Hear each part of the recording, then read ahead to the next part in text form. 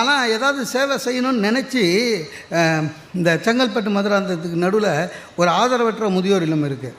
உண்மையிலேயே ஆதரவற்றவர், அவங்களுக்கு பசங்க யாரும் கிடையாது. எப்படியும் ஒரு 80 பேர் இருப்பாங்க. எல்லாம் 65+ தான்.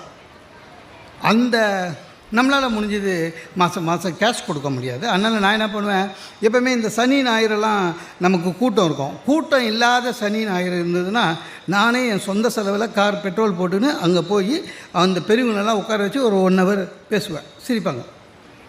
என்னால் முடிஞ்ச சேவை அவ்வளோதான். நீங்கள் நம்ப மாட்டீங்க, கொரோனா காலத்தில் பாஸ் வாங்கிட்டு போய் பேசியிருக்கேன். என்னால் முடிஞ்ச சேவை அவ்வளோதான்.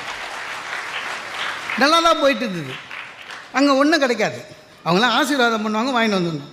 பேமெண்ட் கிடையாது, ஒன்றும் இல்லை, சேவை. ஒரு 4 மாதம் முன்னாடி போனேன், பேசினேன். ஒரு பெரியவர் கூப்பிட்டார், போனேன், தலையில் கை வச்சார். நல்லா அவர்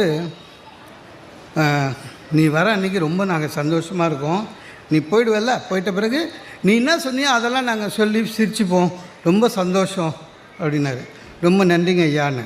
அடுத்தது சொன்னார், ஆனால் உங்கள்கிட்ட ஒரு கெட்ட பழக்கம் அப்படின்னாரு. என்னங்க ஐயான்னு. இல்லை, நீ உன் இஷ்டப்பட்டு வர, இஷ்டப்பட்ட நாள் வர, நீ பேசாமல் எங்களுடைய தங்கிடு. சார், ஆதரவற்ற முதியோர் இல்லம் சார், நீ எங்களோட தங்கிடு.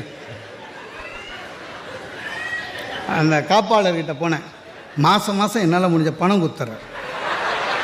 இனிமேல் இந்த பக்கம் வரமாட்டேன். இவனுங்க கண்டிப்பாக எனக்கு அட்மிஷன் போட்டுருவாங்க போல. நல்லது செஞ்சால் கூட பிரச்சனை வரும் சார்.